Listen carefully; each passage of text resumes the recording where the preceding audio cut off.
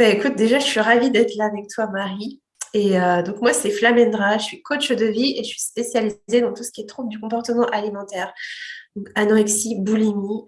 Je suis pas que ça, parce que souvent, on se définit par notre métier, mais je dirais que je suis aussi une grande optimiste. Je suis hyper optimiste, voilà.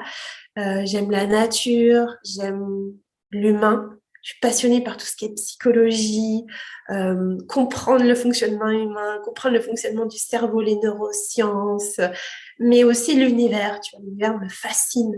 Moi, je crois en un tout qui nous dépasse. Euh, et des fois, je peux passer genre mon temps libre. Des fois, je vais passer des heures à regarder des articles pour comprendre un peu l'univers, qu'est-ce qu'on est.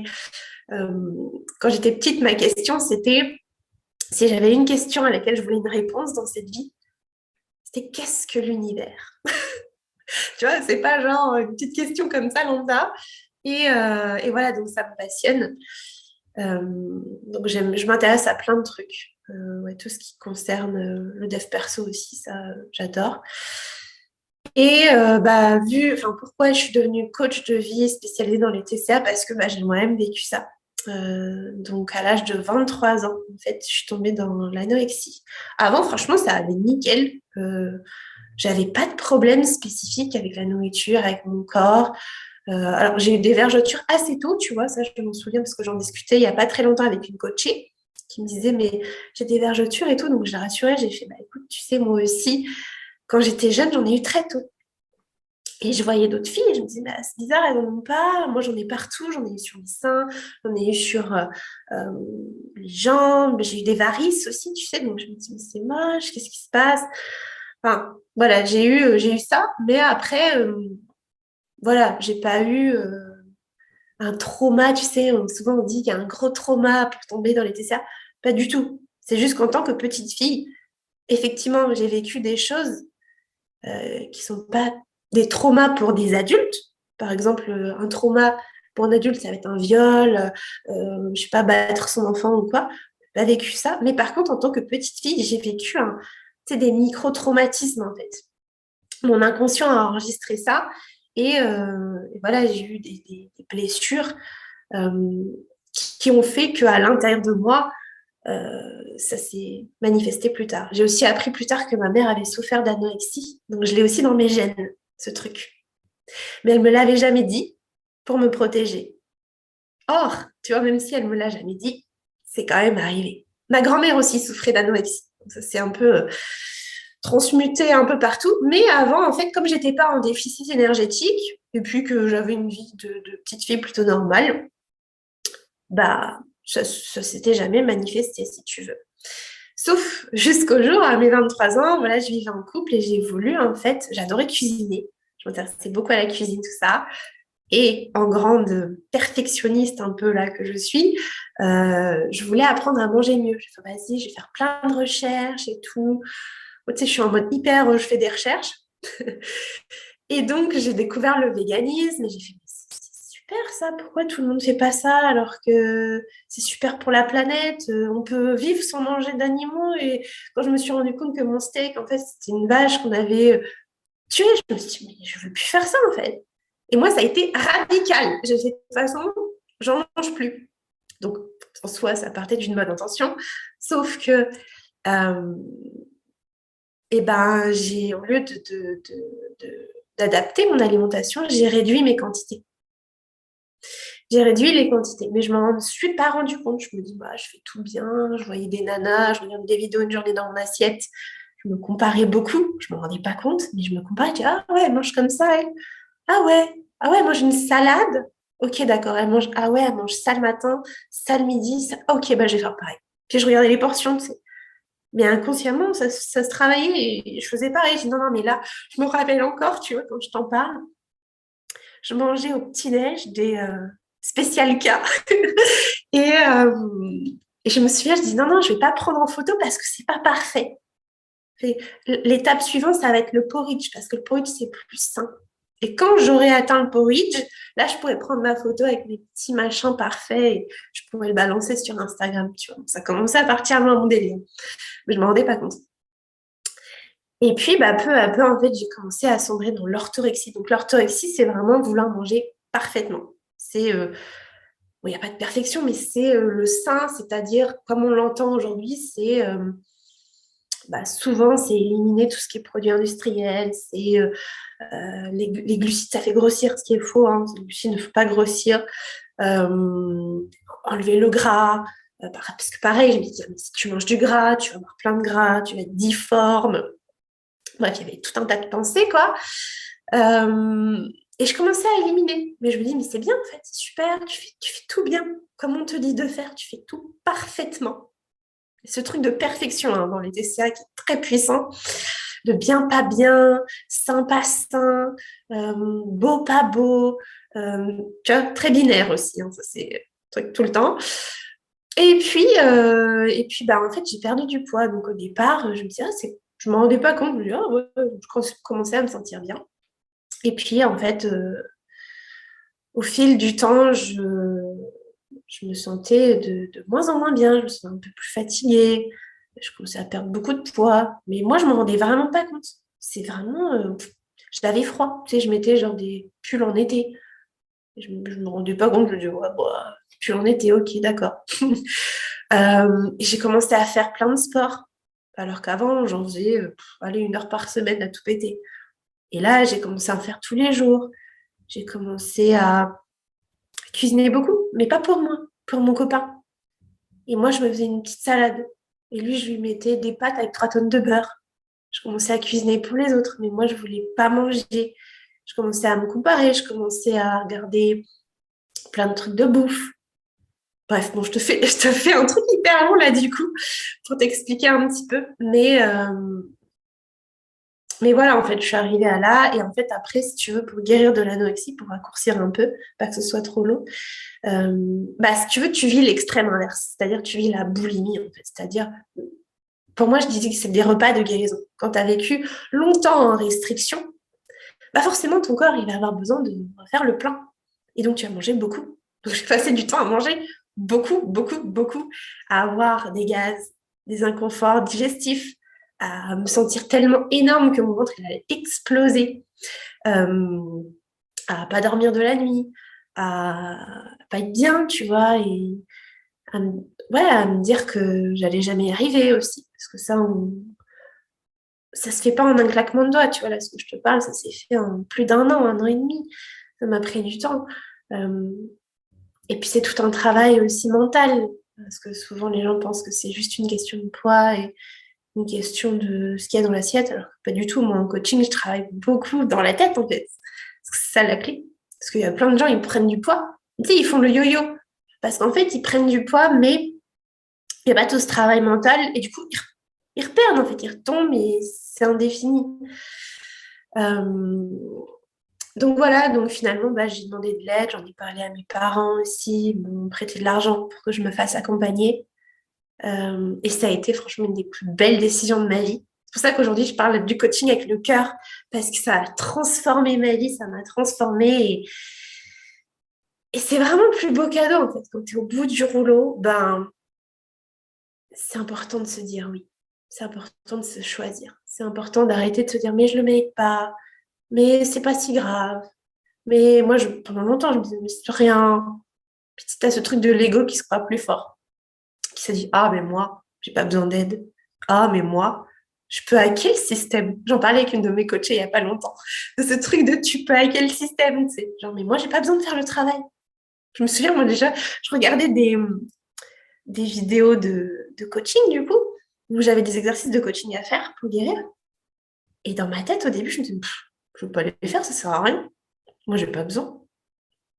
Bah non, ma cocotte, t'as besoin. Tu vas besoin le faire, voilà. Et j'avais pas envie, mais je me suis dit, bah si. Donc voilà, j'ai cheminé, je me suis guérie.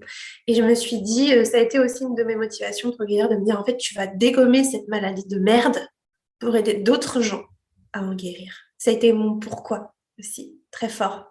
De me dire, tu peux le faire. Et en plus de l'avoir fait, après, tu pourras aider d'autres gens. Et ça va être un truc de fou. Voilà, bon, c'était un peu long ce que je Non, t'ai mais partagé. c'est super parce que justement, en fait, ça montre un exemple concret. Parce que justement, je pense que c'est très difficile de se rendre compte qu'on souffre de TCA d'ailleurs. Enfin, c'était une autre question que je voulais te poser. Comment tu t'en es rendu compte? C'est une super question. Et c'est pas facile d'y répondre. Parce que comme je te disais, au départ, tu es vraiment dans le déni. Moi, enfin, c'est même pas tu es dans le déni, c'est-à-dire que au départ, tu ne te rends pas compte. Tu sais, tu as tous ces injonctions de la société. Et du coup, tu penses bien faire. Moi, je me dis, mais je pense bien faire.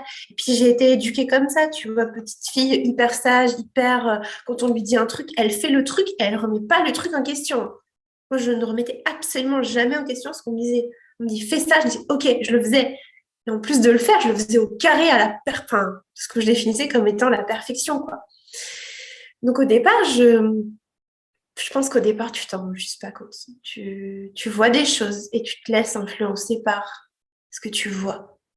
Euh, et si t'as pas cette capacité de prise de recul par toi-même, si tu remets pas en question ce que tu vois, ce qui était mon cas avant, ben, tu te rends pas compte. Après, comme je suis quelqu'un qui fait beaucoup de recherches, je pense que tout a commencé via YouTube, en fait. C'est-à-dire que je regardais beaucoup de vidéos au départ de fitness girl, de bouffe, de calorie challenge, de trucs comme ça. Franchement, mes abonnements, c'était que ça, même Instagram.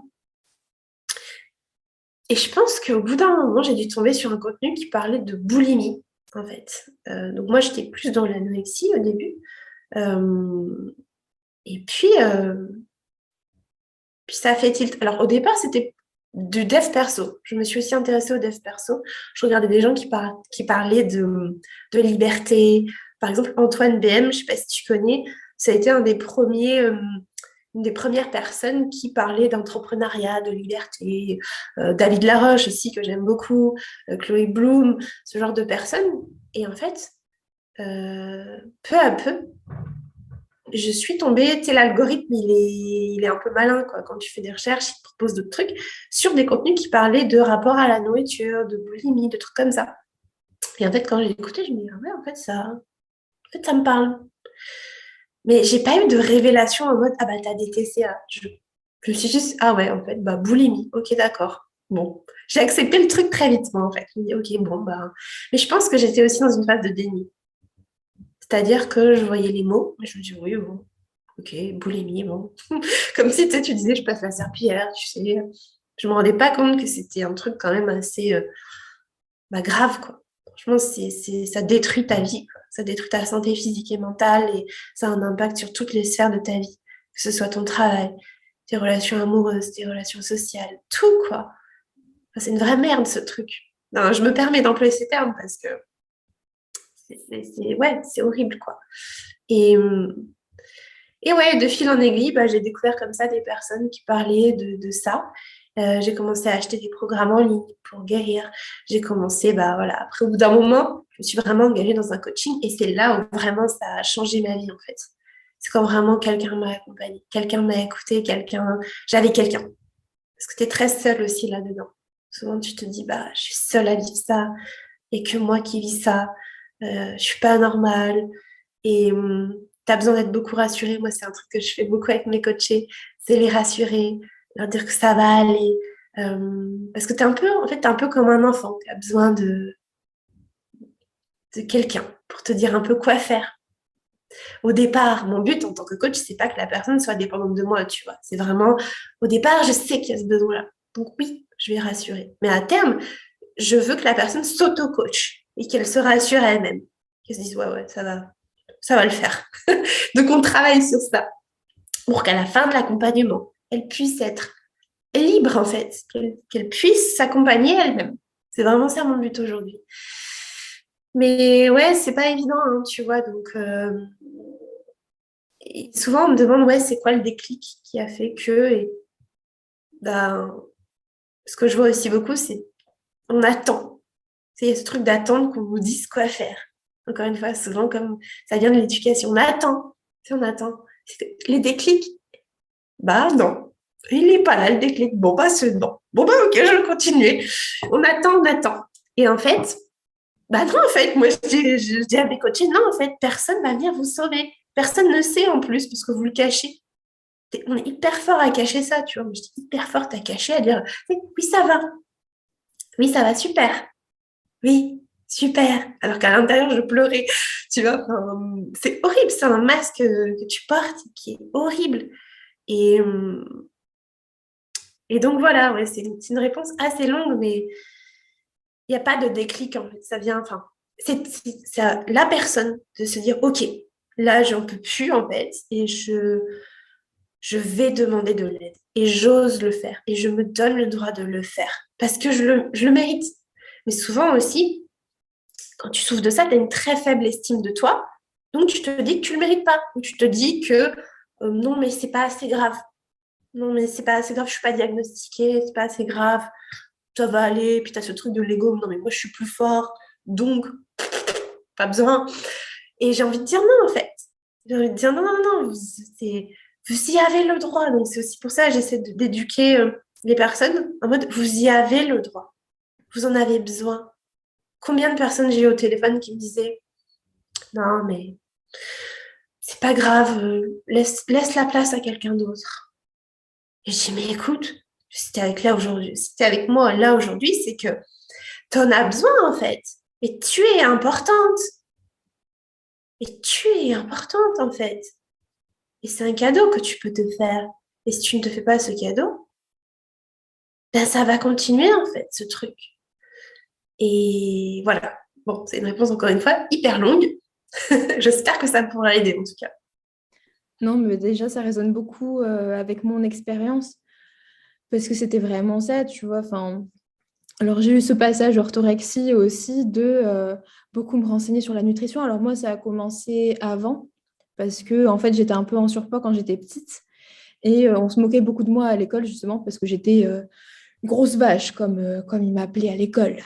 Donc, en fait, limite du jour au lendemain, j'ai arrêté de manger des gâteaux et de manger en dehors des repas alors que j'avais 10 ans. Donc, quand tu es un enfant et que tu te prives toi-même de goûter, voilà quoi, enfin, c'est assez brutal déjà. Et petit à petit, en fait, en grandissant, alors déjà, bon, j'avais mes parents qui ont une alimentation très équilibrée, tu vois, ils ont quand même des connaissances, si on peut dire ça comme ça, sur la nutrition, sur ce qu'on a besoin de manger, euh, sur le fait que, ah ben oui, aller au McDo, bon voilà, c'est pas ouf, donc on y allait une fois par mois, grand maximum, tu vois, enfin, on mangeait beaucoup de choses préparées à la maison. Et donc voilà, ça fait que j'ai cette éducation-là déjà de base de ce que c'est une alimentation saine, entre guillemets, parce que bon, ça veut absolument rien dire, tu vois. Mais, euh, mais j'avais cette image-là de l'alimentation saine, de ce que c'était. Et ensuite, en grandissant, en me renseignant d'autant plus sur la nutrition, ben, c'est un peu pareil que toi, tu vois, je suis tombée sur tellement de contenu. Et puis en plus, en vrai, plus on fouille, plus on tombe sur des trucs contradictoires, jusqu'à ce qu'on arrête de tomber sur des trucs contradictoires et qu'on finisse par rentrer, en fait, justement dans ce gouffre-là où on trouve que des choses qui confirment ce qu'on pense, tu sais, et on sombre en fait dans ce truc-là sans s'en rendre compte, on se laisse complètement happer. Et, euh, et moi, en fait, j'ai toujours eu des problèmes plus ou moins gastriques, tu vois. Enfin, donc, ça fait que j'ai éliminé certaines choses. Bon, je me suis rendu compte que j'étais intolérante au lactose, donc ça aussi, ça a été une étape. Après, j'avais du mal à digérer la viande, en fait, c'était quelque chose qui me pesait beaucoup. Donc, bon, après, voilà, ça tombait bien parce qu'au final, c'est en lien avec mes valeurs aussi écologiques, etc. Donc, j'ai arrêté petit à petit la viande. Ça s'est fait plus ou moins naturellement, tu vois. Enfin, j'y suis vraiment allée par étapes. D'ailleurs, d'abord, j'ai supprimé la viande rouge parce que, bon, c'était ce que je trouvais me pesait le plus. En fait, j'avais vraiment beaucoup de mal à la digérer. Et puis bon, j'aimais pas trop ça, alors bon, au final, ça me dérangeait pas trop. Et petit à petit, ça a fini par me dégoûter en fait complètement la viande et j'ai arrêté naturellement en 2018. Et, euh, et pendant un moment, en fait, je me renseignais beaucoup aussi sur le gras, etc. Et puis, bon, aussi, tu vois que tout le monde diabolisait le gras à un moment, enfin, je sais plus quelles années c'était exactement, mais il y a eu un moment, vraiment une période où tout le monde diabolisait le gras. Et j'ai commencé à éliminer complètement de mon alimentation. Enfin, presque, tu vois, genre tout ce qui était huile, etc. Je cuisais tout sans huile, blablabla. Euh, et je trouvais que ça allait vachement mieux encore, tu vois. Je me trouvais vachement moins lourde, j'avais plus d'énergie et tout. Et, euh, Et petit à petit, en fait, je me suis retrouvée dans des situations où, en plus, il y avait du stress qui se rajoutait à ma vie. Parce que, bon, voilà, mon master, enfin, la période de mon master, ça a été une période assez stressante pour moi, où j'étais pas très bien psychologiquement, pour être honnête. Et, et honnêtement, je sais plus comment j'en suis arrivée là, mais je me souviens que c'est la période où j'ai commencé à me faire vomir. Donc voilà, petit début de boulimie où vraiment il y avait des moments, en fait, je mangeais comme un puissant fond et après je me faisais vomir parce que bah, j'avais mal au ventre. Donc je me disais, bon, vas-y, ça fait trop mal au ventre, faut que tu enlèves parce que ben, là, c'est insupportable.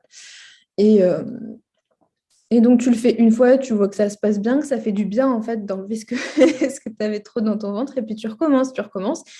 Et je suis devenue limite, c'est pas addict à cette sensation, mais un petit peu, tu vois, parce que ça faisait du bien, en fait. Et je sentais ce truc qui me faisait du bien, et c'est devenu complètement toxique, parce qu'en fait, ben, au final, je me faisais vomir presque tous les jours, quoi. Et donc, forcément, après, tu perds du poids, et tu as ce truc-là de fierté de perdre du poids qui est complètement euh, ancré dans notre système, ancré dans notre culture, et qui est complètement malsain, parce qu'il y a ce truc de la culture de la minceur qui est partout.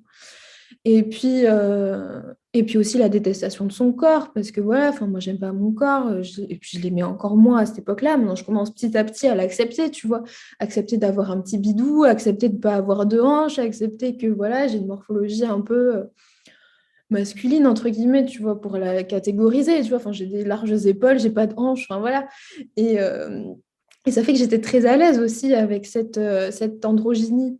Androgynie, je sais plus comment on dit, mais enfin, tu vois, cette apparence très androgyne, d'être très très mince et de pouvoir mettre des trucs un peu, genre jouer avec le masculin, le féminin aussi, parce que quand, voilà, je suis non-binaire, donc c'était un truc que je trouvais assez fun aussi. Donc voilà, en fait, c'est juste comment chaque chose s'alimente, en fait. C'est une chose qui va en alimenter une autre. Et puis tu vas trouver des petites joies, des petits moments de trucs qui te font du bien comme ça. Et c'est hyper pervers. C'est super pervers.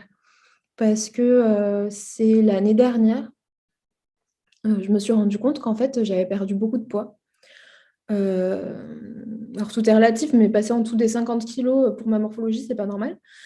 Et, euh, Et je commençais à paniquer, tu vois, parce qu'en fait, rien que manger une pomme, ça me causait mais tellement de gaz et de déconfort. Enfin, j'avais mal au ventre juste de manger une pomme, tu vois. Et je me sentais complètement rassasiée avec une pomme. C'était ridicule. Je me disais, mais c'est pas possible, il y a un truc qui va pas. Et j'ai commencé à aller voir une naturopathe. Et on s'est rendu compte qu'en fait, j'avais une candidose. Donc, j'ai commencé à prendre un traitement. Et petit à petit, j'ai commencé à reprendre du poids et, euh, et à revenir à mon poids normal qui est genre 52, 53, 54, enfin même maintenant peut-être que je suis plus, enfin je me pèse plus depuis, mais bref. Et, euh, et je me sentais mieux. Enfin, j'avais de la joie, je pouvais sortir, aller me balader des heures et tout sans ressentir de la fatigue. Euh, J'avais de la motivation, enfin plein de trucs qui revenaient, tu sais, et que je m'étais pas rendu compte que j'avais perdu. Et c'est assez aussi impressionnant de ne pas se rendre compte qu'il y a des trucs qui avaient bougé parce que je m'accordais tellement pas d'attention à moi-même que c'est juste quand j'ai retrouvé voilà, ces trucs-là que je me suis dit, ah mais zut alors. En fait, il y avait vraiment un truc qui allait pas pendant toutes ces années, il y avait vraiment quelque chose, parce que je me rendais bien compte, tu vois, que je me faisais vomir et que c'était pas normal et que ça s'appelait certainement boulimie, même si, bon, je sais pas exactement ce que c'est. Pour être honnête, je me suis pas renseignée parce que je me disais juste que, bon, ça, c'est pas normal, il y a un truc qui va pas, mais je sais pas quoi. Et, euh, et donc, en fait, c'est en allant mieux que je me suis rendu compte qu'avant, j'avais un problème. Enfin, toujours pareil, qu'il y avait quelque chose qui allait pas. Donc, c'est un peu comme tu dis, tu vois, il n'y a pas eu de déclic ou de trucs vraiment, de gros trucs, tu vois. C'est juste, ah ben, là, ça va mieux. Donc, c'est chouette. Mais, enfin, bon, voilà. Donc, c'est vrai que c'est assez difficile d'identifier, j'ai l'impression, ces genres de troubles. Donc, Mm. C'est aussi sortir du déni, je pense, qui est difficile. C'est vraiment accepter de voir la réalité telle qu'elle est Mhm. et ne pas se dire, ben en fait, c'est rien, et de le mettre sous le tapis. Et j'en parle, hein, et je l'ai fait. Hein. Franchement, j'en parle pas en mode oui, moi je suis. Non, non, je l'ai fait. Moi aussi, j'étais. Bah, en fait, c'est pas normal et je veux pas le voir. Et je refuse. Et c'est important de. Même si c'est pas facile, c'est vraiment une étape clé, l'honnêteté avec soi-même. Et en vrai, tu vois, les clés que tu développes dans ta guérison, j'imagine même toi dans ton cheminement, ça te sert pour ta vie en fait. C'est des clés que tu peux utiliser dans tout. Tu vois, l'honnêteté avec toi-même, bah, c'est puissant en fait. C'est puissant parce que du coup, tu peux utiliser ça dans tes relations, dans ton travail, dans ta santé, dans tout en fait. Et moi, tu vois, par exemple, cette clé d'honnêteté avec moi-même, mais avant, mais je veux dire, je me posais jamais la question de savoir si j'étais honnête, dans mes pensées, dans mes actions, si c'était aligné. Maintenant, ça fait vraiment partie de mon quotidien. C'est important. Je dis pas que je suis tout le temps hyper alignée, que machin, pas du tout. Ça, c'est une utopie que de penser ça. On n'est pas Bouddha, voilà, on n'est pas Dieu. Mais je fais en sorte que, ok, là, quand je m'aperçois que j'ai un comportement un peu, je me dis, t'es en train de faire quoi là? Tu vois, j'ai cette pensée qui vient en mode, est-ce que c'est aligné ce que tu es en train de faire? Pas en mode je me flagelle, t'es nul, qu'est-ce que t'as fait? Franchement, tu devrais te rattraper. Franchement, t'es comme je pouvais le faire avant. Euh, Maintenant, je me dis, bah, ok, tu sais, j'accepte de voir le truc. Je dis, ok, là, quand même, c'est pas ouf ce que t'as fait. C'est l'acceptation. C'est un truc qu'on travaille en coaching. La première phase, c'est accepter de voir. Dire, ouais, là, quand même. Puis après, au lieu de se flageller et de rester là-dessus, de se dire, bah, comment je pourrais faire pour être plus alignée, par exemple, ou reformuler ça différemment, mais quelle chose je pourrais changer pour être plus en accord avec moi-même, pour me faire plus de bien. Donc voilà. Et en tout cas, merci de partager ton histoire et je pense que ça va résonner avec plein de personnes.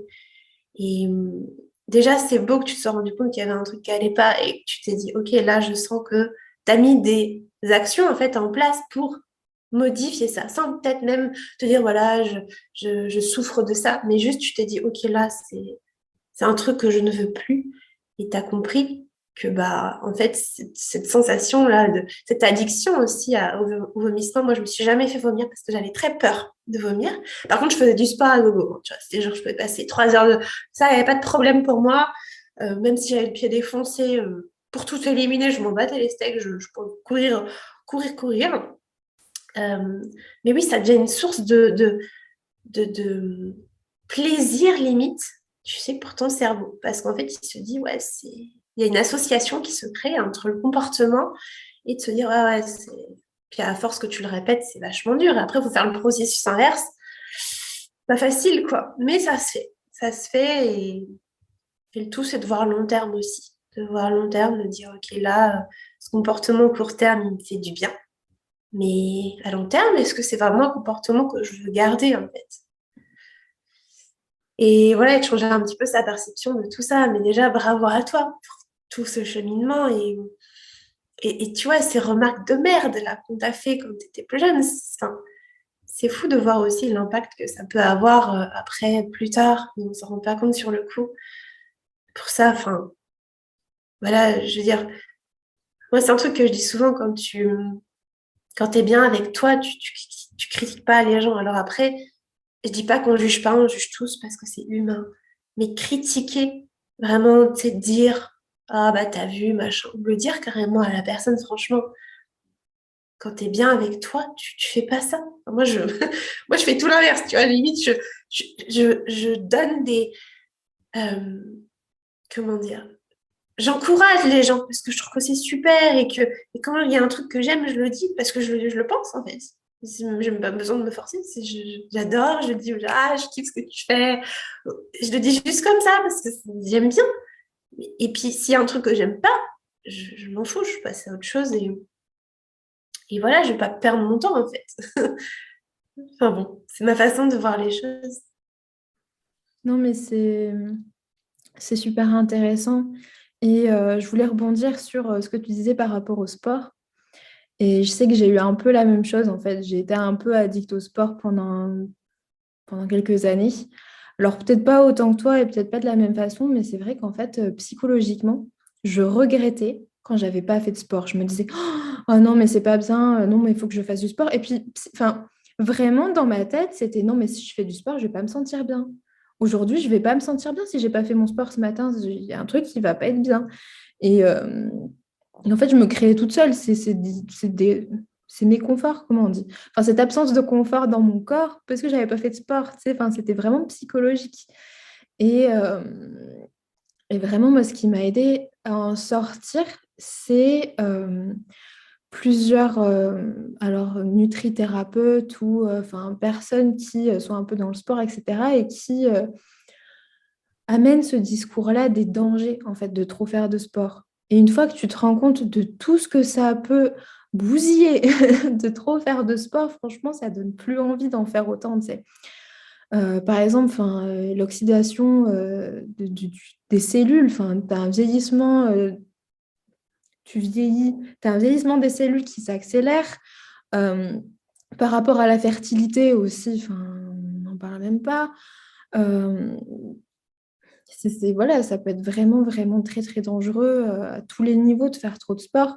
Donc ça m'a vraiment calmée. Et maintenant, j'accepte, tu vois, Alors, j'ai des problèmes de dos, donc en fait, tous les matins, je fais au moins des étirements pour le dos parce que sinon, voilà, ça me fait mal.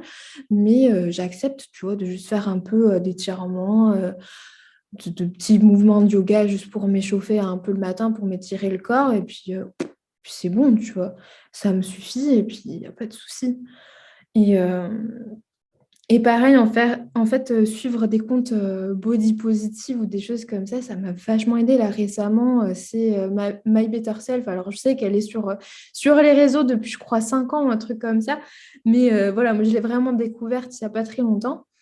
Et j'adore ce qu'elle fait, tu vois. Et ça me fait trop du bien de regarder des contenus comme ça. Euh, Parce que de base, c'est pareil, tu vois, moi j'adore manger, c'est vraiment mon truc. Je suis quelqu'un de gourmande et puis je me souviendrai toujours, tu vois, quand j'avais la vingtaine, mais je mangeais plus que mon ex qui faisait 2 mètres et qui était genre stop, tu vois, je mangeais plus que lui, je finissais sa bouffe à chaque fois. J'adore. Et, et donc, tu vois, tu te dis, mais j'ai perdu ça, j'ai perdu cet appétit. J'ai perdu cet appétit pour la vie, tu sais. Et c'est frustrant parce que j'aimais manger, j'aimais profiter de la vie, j'aimais sortir, m'amuser et tout. Et là, il y a vraiment quelque chose qui s'était éteint, quoi. Et, euh, et donc, regarder en fait ces contenus-là, ça me rappelle que j'aime ça, quoi, que c'est vraiment... c'est génial, tu vois, de pouvoir sortir, se faire plaisir, profiter de ces moments avec des gens que t'aimes, vraiment, tu vois, juste sans se prendre la tête, sans réfléchir au nombre de calories que tu ingurgites, sans réfléchir à ah, mais demain, je vais avoir mal au ventre parce que j'ai mangé ci et ça. Non, en fait, si tu le manges avec plaisir, tu vas pas avoir mal au ventre parce que c'est comme ça que ça marche. Je sais pas comment ça fonctionne, mais si tu penses pas, si tu mentalises pas, en fait, ton corps, il en a rien à faire. Il va digérer le truc, il va gérer et tu vas juste profiter de ton moment. Et le lendemain, tu seras juste content d'avoir profité de tout ça, d'avoir profité de la vie parce que zut, quoi, la vie, elle est trop courte pour pas en profiter au maximum, quoi. Et, euh, et ça rejoint un petit peu ce que tu disais de voilà, prendre du temps pour soi, vraiment revenir à soi. Tu vois, moi, c'est pareil. J'ai quitté le salariat parce que c'était trop de stress. C'était trop me faire passer en second. J'avais pas le temps de faire ce que je voulais. J'avais pas le temps de souffler. J'avais pas de temps pour moi, en fait, pour vraiment faire les choses à mon rythme. On me forçait à rester au bureau jusqu'à 18 heures, alors que moi, mon rythme, c'est de travailler de genre 9 heures à 15 heures. Et puis après, vers 15 16 heures, je suis HS, en fait.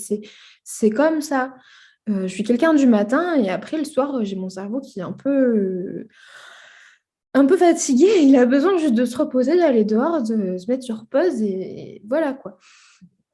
Et donc vraiment s'autoriser à prendre le temps. Maintenant, je fais mes trucs comme je veux, de prendre du temps pour moi, de me proposer quand j'en ai besoin, de manger ce que j'ai besoin de manger aux heures que j'ai besoin, parce que ça aussi, c'est hyper frustrant, ce truc d'heures de manger. Alors bon, certains, ça leur donne des repères, mais moi, je peux pas, en fait. Je mange quand j'ai faim. Et puis, je mange les quantités que j'ai besoin quand j'ai faim. Je mange du salé, du sucré, peu importe l'heure de la journée. Et voilà, en fait, vraiment s'écouter, revenir au corps, c'est quelque chose qui, personnellement, au jour le jour, enfin, ça me fait vraiment du bien. Et c'est génial si tu as trouvé cet équilibre. Enfin, ce qui est juste pour toi, ce qui te fait du bien. Et tu as dit un truc qui est super intéressant, c'est que souvent on pense que les personnes qui souffrent de troubles alimentaires sont des gens qui n'aiment pas manger. Tu sais, c'est par exemple enfin, les personnes qui souffrent d'anorexie, c'est ah bah t'aimes pas manger, mais c'est faux en fait. Les gens qui souffrent de TCA, ils adorent manger, ils sont hyper gourmands d'ailleurs. Moi c'est pareil, tu vois, quand tu disais bah plus jeune je mangeais plus, enfin, beaucoup plus que les autres, bah moi c'était pareil. Je me souviens de ma mère qui me disait mais tu sais toi quand t'étais jeune en fait t'avais ta danette et il t'en fallait ta deuxième. Hein. Si t'avais pas ta deuxième, ça allait pas, hein, t'étais pas contente. Tu vois, et je me dis ah ouais, ok d'accord. Et voilà, t'as aucun problème quand tu es petit à juste écouter. En fait, tu t'éloignes de tes sensations corporelles parce que tu entends des trucs, tu mentalises. C'est aussi ça. Il y a beaucoup de mentalisation, de est-ce que c'est bien, c'est quoi les quantités. Et du coup, à force de le faire, il y a vraiment une déconnexion du corps. Moi, je sais que je travaille beaucoup forcément à ça. Les personnes qui viennent me voir, elles ont plus du tout conscience de quand est-ce qu'elles ont faim, quand est-ce qu'elles n'ont pas faim, quand est-ce qu'elles sont rassasiées ou pas. Et c'est normal au départ, t'es paumé. Moi, je me souviens, ça a été tout un cheminement, hein, vraiment un grand, grand cheminement pour vraiment me dire, ok, là j'ai faim, là je m'arrête, gna, gna, gna. Et voilà, et tout ça, c'est parce qu'il y a de la mentalisation, mais on peut faire le cheminement inverse en se reconnectant au corps. Et pour My Better Self, bah oui, hein, franchement, je l'adore, ça fait des années que je la suis, elle m'inspire aussi beaucoup. Euh, et c'est ça, on a besoin de voir que c'est OK en fait, que c'est OK, qu'il n'y a rien de mal à manger. C'est un truc que je dis souvent, c'est tu ne fais rien de mal. Tu n'es pas en train de mettre un couteau sous la gorge de quelqu'un. Tu réponds juste à un besoin naturel. Il n'y a rien de mal en fait, tout le monde le fait. Je veux dire, voilà. Donc il y a aussi tout ce côté-là et je pense que c'est important ouais, d'en parler, de rassurer, de dire que de le montrer aussi. Et, et ouais, voilà, je voulais partager ça. Mais oui, mais c'est ça, enfin, se rappeler que manger, c'est naturel en fait, qu'on en a besoin. On a besoin de manger, c'est un besoin vital.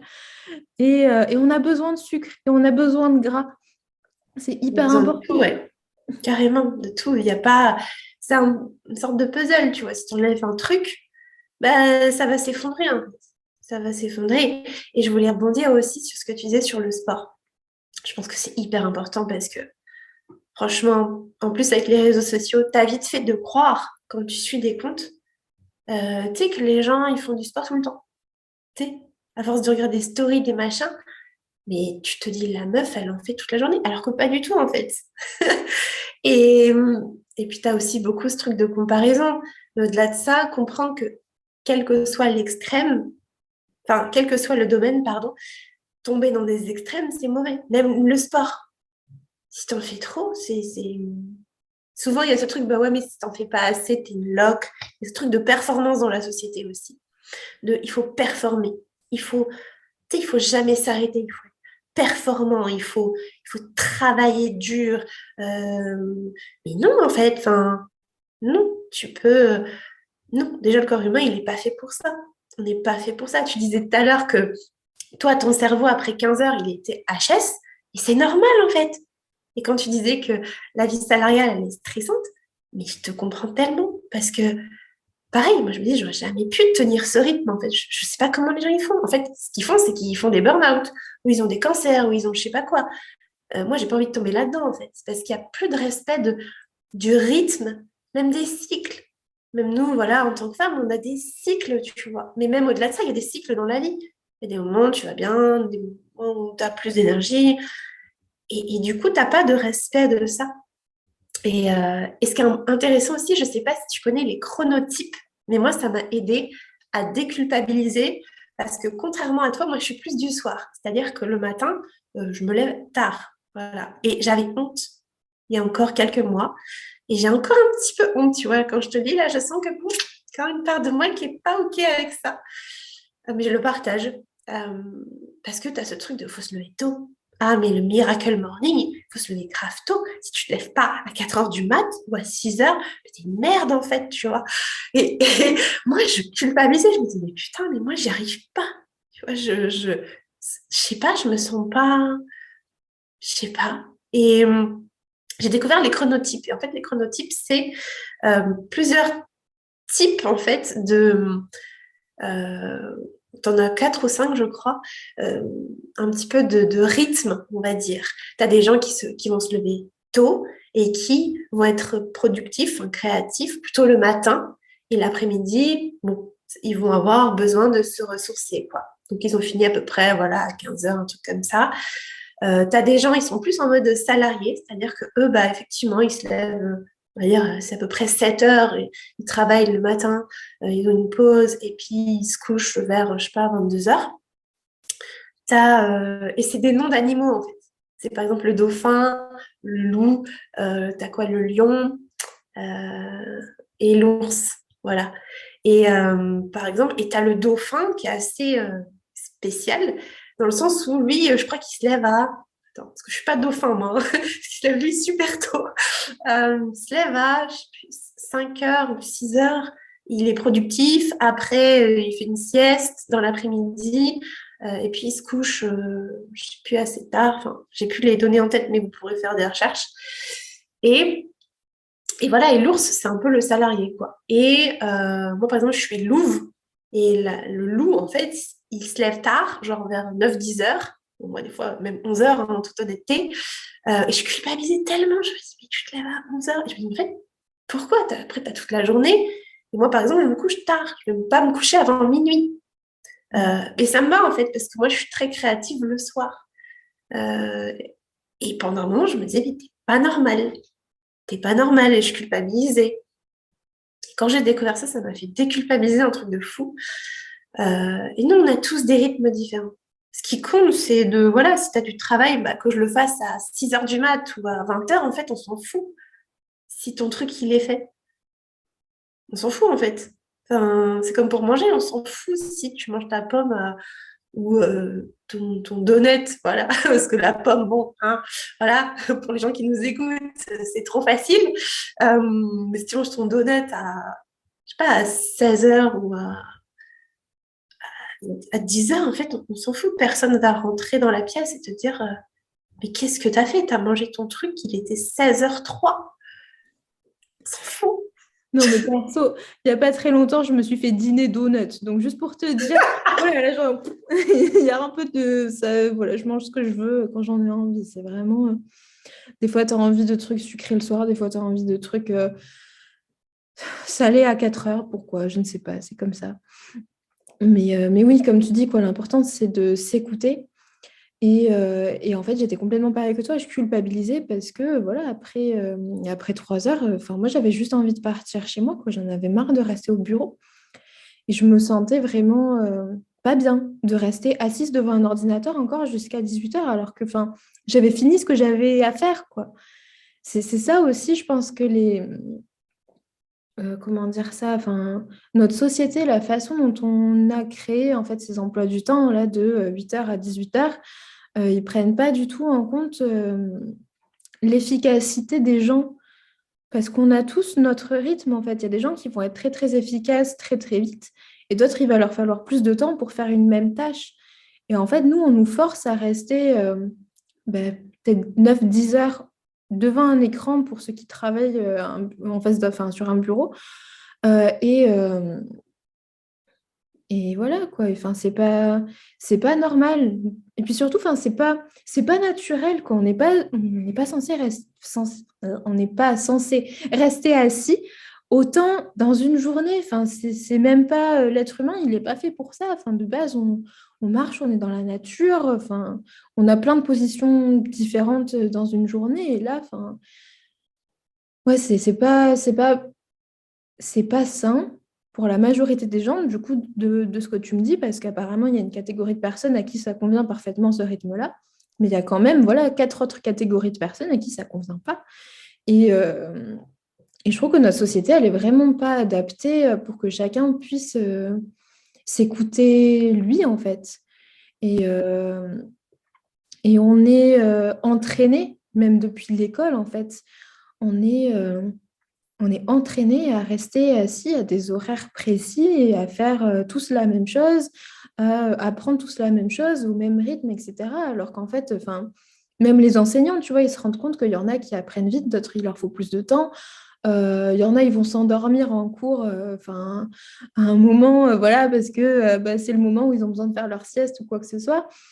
Et, euh, et voilà, donc en fait, depuis qu'on est petit, on est poussé justement à cette performance-là, à performer ce rythme-là et à se déconnecter de notre rythme naturel. Et donc, enfin, c'est complètement normal qu'en plus, si on souffre de TCA, qu'on est encore moins indulgent envers soi-même sur ces aspects de notre vie, enfin, sur lesquels on peut être plus indulgent, enfin, ce qu'on mange, surtout à l'âge adulte, voilà, enfin, on peut choisir ce qu'on mange, on peut choisir quand on fait de l'exercice, etc. Si en plus on s'inflige voilà, cette indulgence, enfin ce manque d'indulgence par rapport au truc où on peut être indulgent envers soi-même, enfin, c'est trop, trop de restrictions et on se déconnecte complètement de nous-mêmes et ça met d'autant plus de temps pour se reconnecter au basique, quoi. Juste, ah ben là j'ai chaud, là j'ai froid, parce que justement tu parlais de la température, du ressenti de la température. Enfin, ça c'est quand même fou de se dire que ah ben, je mets un pull en été, bon c'est normal, quoi. Enfin, il n'y a rien de bizarre là-dessus, tout va bien. Enfin, mais être déconnecté à ce point en fait de nos sensations, c'est ben, c'est un peu effrayant en fait quand on en parle après coup, tu sais. Carrément. Et au-delà même des sensations, j'ai envie de dire de nous-mêmes. Perso, je me suis découverte bah, il n'y a pas très longtemps. Enfin, je me dis, là, j'ai 30 ans. Bah, j'ai l'impression que là, je commence ma vie, en fait. Enfin, que ça fait juste que quelques années, là, que je me dis, OK, là, je me comprends vraiment, je sais vraiment qui je suis. Parce qu'avant, effectivement, on est conditionné par ce qu'on voit, par ce qu'on entend. Puis il y a ce truc de réussir. Voilà, il faut réussir. Et réussir, c'est quoi? C'est avoir de l'argent, c'est avoir des métiers intellectuels. Tout ce qui est manuel, c'est dévalorisé. Euh, c'est euh, c'est être en couple. Voilà, moi je le vois quand t'es pas en couple ou que tu veux pas d'enfant, on va te dire mais c'est quand que tu te mets en couple? Et je dis mais je suis pas obligée en fait. Enfin, je suis bien avec moi-même, tu vois. Mais j'en veux pas aux gens, hein, mais c'est juste il y a ce truc de c'est un peu tellement ancré. Et ça dépend aussi vraiment des cultures. Il faut bien comprendre que nous, on parle de notre culture, mais dans certaines autres cultures, par exemple, ne serait-ce que la beauté, c'est un truc que je parle aussi souvent à mes coachés, mais tu as des pays où les critères, parce que c'est bien des critères, hein, n'ont rien à voir. Par exemple, au Japon, euh, il y avait un critère de beauté, je ne sais pas si c'est toujours le cas, euh, où en fait, les femmes qui avaient les dents noires, elles se teignaient les dents noires, c'était beau. Toi, tu vois ça, tu te dis, mais c'est horrible. Mais non, en fait, parce que là-bas, ils sont éduqués à se dire, waouh, c'est super beau et c'était un signe de distinction. Comme quoi, tu vois, ou même prendre une société avant, ben, les gens qui étaient pâles de peau, c'était signe que tu faisais partie de la noblesse. Parce que du coup, tu étais dans les châteaux, tu étais protégé de la lumière du soleil. Alors que si tu étais bronzé, ça voulait dire que tu travaillais dans les champs, donc que tu étais pauvre. Donc c'était mal vu. Aujourd'hui, c'est tout l'inverse. Les gens, ils payent des fortunes pour aller se faire bronzer. Et je dis pas que c'est mal, chacun fait ce qu'il veut. Mais voilà, pourquoi, enfin, pour dire que tout change en fait et c'est important de se connecter à son unicité. Et si vous nous écoutez, je vais y arriver, pareil, vous vous dites que vous êtes anormal, bizarre, que vous n'avez pas un comportement comme il faut, déjà il n'y a pas de il faut, ben, en fait c'est ok, c'est peut-être votre nature qui refait surface et c'est important de l'accueillir, se dire c'est ok. Et bon voilà, la culpabilité, je sais que c'est c'est pas évident, mais ça se travaille. C'est de l'acceptation aussi. Euh, donc oui, je te rejoins totalement dans le fait que on peut vite se déconnecter en fait. Et c'est important de prendre ce temps pour soi, pour apprendre à faire ce travail d'introspection. C'est un peu le travail d'une vie, mais franchement, quand tu as les bases, déjà, ça t'aide beaucoup à te comprendre. Ne serait-ce qu'en termes d'énergie, tu vois, là, je pense que tu as compris que toi, bah voilà, tu es plus du matin. Et ça aide de fou. Ça aide de fou, je trouve, dans sa vie. Carrément. Et, et pareil, en fait, je trouve qu'on a beaucoup tendance à se victimiser. Et ça peut être aussi un gros piège. Et c'est quelque chose que j'ai découvert, en fait, il n'y a pas très longtemps. Alors bon, en fait, en ce moment, je suis vraiment dans le couple et tout ce que ça peut nous apprendre sur nous-mêmes. Parce qu'en fait, avec mon nouveau copain, j'apprends mais tellement sur moi et il me pointe du doigt tellement de choses pour m'aider à sortir de la victimisation, en fait. Parce qu'en fait, je ne me rendais pas du tout compte que je me victimisais. Mais je me ramenais toujours à mes traumas, tu vois. Non, mais ça, je peux pas changer parce que j'ai vécu ceci, parce que j'ai vécu cela. Euh, Parce que pareil, enfin voilà, je suis quelqu'un qui mentalise beaucoup. J'ai l'impression que c'est quelque chose. Et voilà, toi aussi, ça t'est arrivé. Et, euh, et ça fait qu'en fait, tu as tellement tendance à tout psychopathologiser, tu sais, à te dire non, mais j'ai vécu ceci, du coup, c'est pour ça, et je pourrais jamais m'en remettre. Et sortir de la victimisation aussi, je pense que ça fait beaucoup de bien, ça fait bouger beaucoup de choses. Et se redonner le pouvoir à soi-même aussi, se dire non, mais en fait, j'ai vécu ça, ça et ça, mais ça ne me définit pas. Là, maintenant, j'ai le choix, en fait, de faire autrement. Parce que ça ne me convient pas aussi, au final, de faire comme ci, comme ça, parce que ça me saoule de faire comme ci, comme ça, parce que ça me saoule d'être dépendante de ce comportement. Enfin, c'est complètement stupide. Moi, je peux choisir d'être autrement. Je peux choisir qui je suis. Je ne suis pas figée. Il n'y a rien qui me définit. Chaque jour, je choisis comment j'ai envie de me comporter, comment j'ai envie de réagir, en fait. Et c'est vachement empouvoirant, en fait, de se rendre compte de ça. Et voilà, donc c'est un peu aussi mon process en ce moment. Bah bravo, et c'est hyper puissant ce que tu partages parce que c'est ça la clé. Et c'est pas facile en vrai, parce que le mode victime, il est beaucoup plus simple que le mode responsable. C'est Se tellement responsabiliser, confortable. c'est beaucoup plus confortable que de dire bah je peux pas parce que j'ai eu ça. Et en fait, tu te rends compte que bah déjà c'est une super étape de s'en rendre compte parce que ouais, en fait on le fait, c'est un peu naturel chez l'humain. On a cette tendance et on le fait tous à des échelles différentes.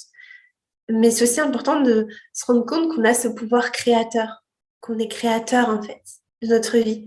Et moi, il y a un truc bah, ça, ce truc de victimisation, de responsabilisation, j'en parle beaucoup parce que tu vois, pour guérir des TCA, c'est hyper important de sortir de ce mode victime et d'arrêter de subir pour choisir. Et ça, vraiment, mais c'est d'une puissance absolue. Et je dis pas que ça se fait en 2 secondes, encore une fois, ça prend du temps. Mais de se dire, OK, j'ai le choix. En fait. Tu sais, souvent on se dit, bah, j'ai pas le choix. Bah si, en fait, tu as toujours le choix. Tu as toujours le choix. Tu peux décider. Bien sûr, il y a des décisions qui sont plus difficiles, entre guillemets, que d'autres. En fait, c'est que ton cerveau va percevoir plus de contraintes à cette décision parce qu'il s'imagine quelque chose et il perçoit plus de contraintes. Et dire là, c'est vachement plus dur, alors que peut-être pas en vrai. Hein. Et plus de facilité. Et souvent, la facilité, c'est rester dans ce que tu connais déjà. Parce que pour ton cerveau, c'est plus confortable en fait de rester dedans. Mais on a toujours le choix et on est toujours dans cette un peu ambivalence. Euh, mais ouais, c'est hyper important de se rendre compte déjà et de s'autoriser après à se dire, ok, j'ai le choix et je suis créateur. Tu as utilisé un mot qui est très beau, c'est l'empouvoirment en fait. C'est ça, c'est ce truc de j'ai le pouvoir à l'intérieur de moi, je peux créer des choses, je peux aller de l'avant. Tu vois, moi, mon histoire avec les TCA, j'aurais pu en avoir honte, j'aurais pu me dire, non, mais c'est ouais, c'est la honte, franchement, d'avoir vécu ça, c'est trop la honte. Je pourrais jamais m'en sortir parce que, bah, de toute façon, ouais, j'aurais ça toute ma vie, en fait. Mais comme tu as dit, ça ne me définit pas, en fait. Tu n'es pas ça, c'est un truc que tu as. Et souvent, il y a un truc que je dis, c'est un peu comme des... Tu sais, c'est un peu comme si c'était des poubelles à l'intérieur de ta maison et ça sent pas bon, tu vois. Donc, tu les fous dehors. Une fois que tu les as foutus dehors, c'est bon. ta maison, elle est bien et tu te sens bien à l'intérieur de toi. C'est ça un TCA. C'est pas qui tu es. Toi, t'es la maison. Bah, le TCA, c'est les poubelles. Tu les sors, ces putains de poubelles, et puis c'est bon, quoi. Tu te sens mieux. Donc, euh, donc ouais, c'est puissant, tu vois, ce mot d'empowerment. Mais c'est vraiment quelque chose que je veux communiquer, tu vois. Enfin, c'est le pourquoi que je trouve en ce moment à mon travail, en fait. Je veux redonner le pouvoir aux gens de sortir surtout de ce stress, en fait. Moi, je reçois beaucoup de gens qui sont dans un stress insupportable, en fait. Parce que si elles viennent me voir, c'est qu'en fait, elles n'en peuvent plus. Et juste leur donner des clés pour sortir de stress, leur dire qu'en fait, c'est pas normal, on n'est pas censé subir autant de stress. Notre société, elle est trop stressante pour le petit animal qu'on est. Parce qu'il ne faut pas oublier qu'on est un animal, tu vois, on a un grand singe. C'est ça qu'on est. Et être dans un rythme aussi rapide avec autant de stress, c'est pas supportable pour nous psychologiquement. Notre cerveau, il n'est pas fait pour ça. Et, euh, et voilà, donc redonner le pouvoir aux gens d'agir, c'est vraiment quelque chose c'est de la possibilité que je veux donner aux gens. Et toi, enfin voilà, c'est un peu pareil avec le coaching par rapport au TCA. Enfin, c'est voilà, chaque jour on choisit qui on veut être et on n'a pas à subir en fait cette maladie ou quoi que ce soit. On a le choix de surmonter tout ça et de construire la personne qu'on a envie d'être en fait. Et c'est super beau. Donc, Carrément. Et voilà. je me permets de rebondir parce que tu vois, tout à l'heure, je te disais, ouais, j'aurais pu en avoir honte de ce parcours. Mais moi, pas une. Enfin, ça a été une évidence. Je me suis dit, c'était mon pourquoi aussi. Je dis, non, mais moi, c'est mort. Je vais en faire une force, en fait. C'était évident. Non, mais c'est une force, en fait. C'est une putain de force. C'est juste que tout le monde ne le voit pas. Enfin, personne ne le voit, si tu veux. Et c'est une décision que j'ai prise. Et tu vois, j'aurais pu abandonner parce que ben, tu vois, ne serait-ce que des gens de mon entourage, quand ils ont vu mon compte Instagram, mais même ma famille, hein, me dit, je me revois encore, une personne qui me dit, non, mais t'as pas. Oui, il y avait un gars, voilà, c'est ça, un gars qui s'intéressait à moi, et puis une personne qui me dit, bah, tu vas quand même pas lui donner ton compte Instagram parce que c'est la honte, c'est. Et, ou alors des personnes de ma famille qui, voilà, ils voient certaines photos et ils se disent, non, mais voilà, moi, j'aime pas. Voilà, ils me le disent, hein, moi, j'aime pas ce que tu fais. Je trouve que c'est pas, je valide pas. Tu vois, j'aurais pu me dire, oh putain, il valide pas ma famille et tout arrêter. Et, et pourtant, voilà, je leur ai dit, bah non. J'ai dit, écoute, ok, ça te plaît pas, bah t'as pas à regarder en fait. Si ça te plaît pas, tu peux juste passer ton chemin. Et moi, c'est important pour moi. Et tu vois, les photos où peut-être on voit mon ventre et tout et tout. Bon, j'en fais moins, machin, mais à un moment donné, j'en faisais parce que je savais que ça pouvait aider mon audience, parce que je savais que le fait de voir ce genre de choses, ça pouvait les aider. Et mon entourage, je comprenais pas. Ils disaient, mais elle est chelou de faire ça, tu vois. Ou, ouais, qu'est-ce qu'elle veut? Elle se met en avant, elle est en but de sa personne. Enfin, je sais pas ce qu'ils pensaient, je m'en fous. Mais dans ma tête, je m'en foutais parce que je savais que la moi de l'époque, ça lui faisait du bien de voir ce genre de photos. Donc, je me suis dit, ok, je sais que mon audience, ça va leur faire du bien. Je sais que les gens que je veux aider, ça va leur faire du bien. Donc, je le fais. Voilà. Mais c'est pas facile, hein. Voilà, tu vois, c'est pas facile. Mais quand ça te prend au trip, je pense que c'est facile. Enfin, c'est plus simple. Euh, et par rapport à toi, tu vois, si les gens viennent te voir parce qu'ils sont stressés, c'est que déjà, ils perçoivent en toi une façon de les apaiser. Ils se disent, waouh, cette personne, elle va m'apaiser, cette personne, elle va m'apporter quelque chose. Et effectivement, on est dans une société où il y a beaucoup de stress et les gens s'en rendent pas compte. Moi, je le vois, j'ai des gens dans mon entourage et c'est des piles électriques, ils s'arrêtent jamais. Et alors, oui, on n'est pas fait pour rester tout le temps assis, mais on n'est pas fait non plus pour tout le temps en mode je fais des trucs, tu vois, je fais. Bah non, en fait, tu sais, prends du temps aussi pour, tu vois, tranquille.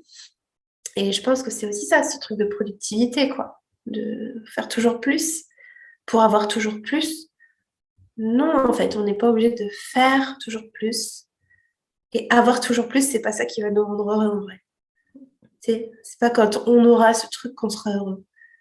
quand j'aurai, par exemple, bah, dans mon domaine, c'est quand j'aurai ce corps, je serai enfin heureuse. Bah non, en fait. Moi, perso, quand je pesais 50 kilos, bon, aujourd'hui, j'en pèse à peu près 70, par là, 67, enfin, je sais plus trop. Euh, et ben, pour moi, morphologie, parce que je suis assez grande, c'était trop bas, en fait. C'était beaucoup trop bas. Et, et j'avais ce corps, mais je me sentais pas bien, en fait. Je me sentais tellement mal. Et au-delà de ça, même aujourd'hui, tu vois, je veux dire, c'est pas avoir telle apparence qui me rend heureuse. C'est ce que je vis au quotidien. C'est les interactions, c'est les ressentis, en fait. C'est les expériences. Tu vois, là, le fait de parler avec toi, Marie, bah, ça me fait du bien. Ça va me rendre. Je sais que ce soir, pendant mon moment de gratitude, je vais me dire, bah, je vais avoir de la gratitude pour ça. Et ça va me faire passer une bonne journée. Et c'est pas parce que, je sais pas, ma cuisse, elle aura été plus ferme que la veille. En vrai, maintenant, j'en parle comme ça, mais ou même à d'autres domaines, par exemple, quand moi je vois des gens, ah bah ouais, mais quand j'aurai, ouais, quand je serai en couple, ah bah ouais, ça sera cool. Bah non, en fait, tu vas avoir d'autres problèmes, d'autres machins. Quand j'aurai une maison, ah bah ça y est, bah non, ta maison, pareil, tu vas devoir t'en occuper. Euh, Puis bah c'est comme ta, je sais pas, une voiture, c'est éphémère. C'est éphémère le matériel en fait. Je dis pas que c'est mauvais, encore une fois, c'est top. Ça procure du plaisir et c'est génial, c'est des beaux objectifs. Mais voilà, ça va faire très philosophie ce que je vais partager, mais ce qui compte, c'est le chemin en fait. C'est le chemin. Et les résultats, oui, enfin les objectifs, c'est super quand tu les accomplis, c'est magnifique. Mais c'est ok, est-ce que cette journée, je me suis sentie bien? Est-ce que j'ai pris du plaisir? Est-ce que ça m'a apporté ouais, de la joie.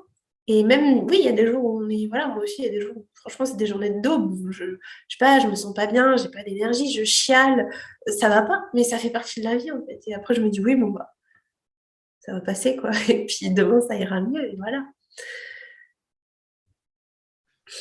Carrément. En tout cas, merci pour ce bel échange. Et puis, bon, je vois que l'heure tourne, donc je voulais te poser une dernière question. C'est si tu avais quelques tips justement pour nos auditorices, pour peut-être se rendre compte en fait qu'on souffre de TCA ou pour s'en remettre, euh, ce serait quoi? Alors, je pense que les tips pour s'en rendre compte, c'est vous demander si vous vous forcez à faire quelque chose, si vous le faites dans la peur. Parce que le TCA, quand on écoute, moi je dis la petite voix du TCA, mais quand on est en train de faire une action qui est drivée par le TCA, on le fait dans la peur. C'est-à-dire, j'ai peur de grossir, j'ai peur de mal faire, j'ai peur de trop manger, j'ai peur. C'est vraiment des, il y a un truc horrible qui va se passer si je ne fais pas cette action-là. Par exemple, tu disais tout à l'heure, si je fais pas mon sport, ça va être horrible. Donc, demandez-vous, par exemple, le sport, est-ce que vous le faites parce que, ah là là, mais si je fais pas le sport, je peux pas manger ce soir. Si je fais pas le sport, je vais grossir. Si je fais pas le sport, euh, ça va être la cata, quoi. Ça va pas aller, ça va pas être une bonne journée. Là, dites-vous bien que là, potentiellement, il peut y avoir un truc. Et l'opposé, c'est l'amour. C'est bon, c'est un grand terme, mais c'est plus est-ce que ça me fait du bien? Est-ce que j'ai envie? Est-ce que ça va me... Est-ce que vraiment, ouais, j'ai envie, en fait? Et pas je me force. Est-ce que je le fais pour prendre soin de moi? Parce que ça va me faire vraiment du bien. Alors, je sais que ça peut porter à confusion parce que quand on est dans cette addiction dont tu parlais tout à l'heure, on se dit, ah, mais oui, mais ça va me faire du bien de faire ma séance. Non, non, non. Si tu te forces vraiment et que tu as cette pensée de je dois la faire en mode coup de fouet, parce que derrière, sinon, je suis nulle, sinon, tu sais, il y a un sinon, en fait. Là, ça peut être un signe pareil pour la nourriture. Demandez-vous. Euh, Par exemple, je sais pas, je prends voilà, un donut. Déjà, est-ce que ça me... Pour quelle raison, par exemple, je me dis que je ne dois pas en manger? Est-ce qu'il y a une règle qui peut se cacher derrière? Est-ce que je me rends compte que ouais, j'ai des règles, par exemple, au niveau des horaires, c'est ce dont tu parlais tout à l'heure. Parce que je me dis, je dois pas manger avant telle heure. Et même si j'ai faim avant, même si ça gargouille, je me dis non, non, j'ai surtout pas le droit. Ça aussi, c'est... clairement pas naturel, en fait. Si tu ressens le besoin, vas-y, en fait. Il n'y a rien qui t'en empêche, c'est OK. Il y a plein de signes. J'avais fait une vidéo comme ça, YouTube, sur euh, des signes, en fait, qui peuvent aider les personnes à savoir si elles souffrent de troubles du comportement alimentaire. Et ce qui est important de se dire aussi, c'est qu'il n'y a pas besoin d'être diagnostiqué. Moi, j'ai jamais été diagnostiquée, franchement. Et je sais que, voilà, clairement, j'en ai eu, quoi. Tu vois, et c'est encore ce truc de j'ai besoin d'être validée. J'ai besoin d'être sûre que j'ai bien ça. Non, tu peux t'auto-diagnostiquer. Crois-moi, ce sera même mieux que si tu vas voir. Moi, j'ai été voir des médecins. Franchement, j'avais 3 de tension. Bon, j'exagère, mais j'avais une tension très basse et je pesais rien. Et le mec me disait, oui, tranquille, tout va bien. Enfin, bref. Donc, voilà. Mais c'est plus, ouais, demandez-vous si vous vous forcez, et puis demandez-vous aussi si votre vie, elle tourne autour que de la nourriture et du sport ou du fait de la nourriture, en fait. Demandez-vous, est-ce que tout tourne autour de la nourriture en mode, je regarde plein de trucs de bouffe, je ouais, si toutes les pensées sont autour de c'est quand mon prochain repas, c'est quand mon prochain repas, qu'est-ce que je vais manger? Ah, je dois aller faire les courses. Tout ça, si vous vous rendez compte que vous avez ce genre de pensée ou de comportement, ça peut être un signe. Parce que quelqu'un qui est bien, bah, il pense pas tout le temps à la nourriture. Voilà, il peut travailler sans se dire vite, enfin, c'est quand mon prochain repas, ou être stressé à l'idée de manger, par exemple. Rien que ça. Rien que ça. Demandez-vous, est-ce que vraiment là, le fait de manger, ça va me stresser ou pas? Si ça stresse, c'est qu'il y a un truc, tu vois. Parce que ça devrait être normal, comme pour aller aux toilettes. Est-ce que ça te stresse d'aller aux toilettes? Bah non. Si tu réponds à un besoin, ça te stresse pas. Bah là, ça devrait être pareil. C'est donc ça. Et du coup, la deuxième partie de ta question, c'était Pour s'en remettre. pour s'en remettre. Bah, franchement, j'allais dire que je suis un peu biaisée en disant ça, mais oser en parler et oser demander de l'aide. Oser, en fait. Parce que, comme je disais tout à l'heure, il y a ce truc de l'ego qui se dit non, tout seul. Il y a des gens qui s'en mettent tout seuls, c'est vrai. Oui, c'est possible. Et commencez par faire seul. Moi, je dis commencez, ok. Écoutez ce truc de je vais arriver seul. Renseignez-vous. Bah, par exemple, suivez des personnes qui parlent de développement personnel, de body positive, enfin, de voir différents corps. Faites du tri dans vos abonnements. Rien que ça. Moi, j'avais plus de 3000 abonnements Instagram de bouffe et de fitness girl. 3000, hein. C'est hallucinant. J'ai fait un tri, j'ai dû tout faire à la main. Ça me prend un temps fou. Pareil pour YouTube. Franchement, voilà, suivez des personnes qui vous font du bien, en fait, qui vous poussent vers le haut, et pas des trucs de fitness, pas des trucs de bouffe. Voilà, vraiment, c'est les 2 trucs à éliminer et remplacer par du développement personnel, par des personnes aussi qui parlent de troubles alimentaires, comme c'est mon cas, comme des confrères, des consoeurs. Euh, Ça pourra vraiment vous aider. Des gens, voilà, qui vous ouvre aussi sur d'autres choses, qui parle d'autres choses. Même, je sais pas si depuis toujours vous aimez, j'en sais rien, le dessin, abonnez-vous à des comptes qui parlent de dessin. C'est super. Ça va vous ouvrir un autre champ des possibles que des trucs tout le temps de bouffe. Et puis, parlez-en à la famille aussi. Euh, Ça fait du bien. Parce que franchement, souvent on se dit, bah non, je vais les déranger, qu'est-ce qu'ils vont penser? Mais juste dites que ça va pas en fait. Autorisez-vous à dire que ça va pas. Au contraire, les gens, ils vont vous dire, ah bon, peut-être que des fois, ils ne s'en rendaient pas compte, en fait. Parce qu'il y a ce truc de, oui, oui, tout va bien. Moi, je sais que souvent, on me disait, bah, on ne se rendait pas compte parce que tu nous disais tout le temps que tout allait bien. Je me dis, ah ouais, en fait, c'est vrai. Je disais, ah ouais, c'est vrai, je disais toujours que tout allait bien, ils ne pouvaient pas savoir. Alors que dans ma tête, j'attendais qu'ils me disent, je sais pas, j'attendais qu'ils découvrent. Mais si on ne le dit pas, ils ne vont pas pouvoir découvrir. Donc, juste le dire.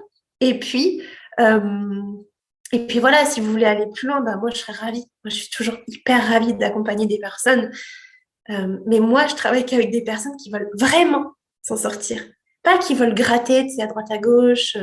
Vraiment qui ont envie de s'engager, qui ont envie de transformer leur vie pour le meilleur. pas pour s'imaginer ça va être chaotique, qu'est-ce qu'elle va nous faire faire. Déjà, je fais rien, j'oblige personne à faire quoi que ce soit, c'est pas ça le rôle du coach, mais et tournez-vous voilà, même vers des personnes comme toi.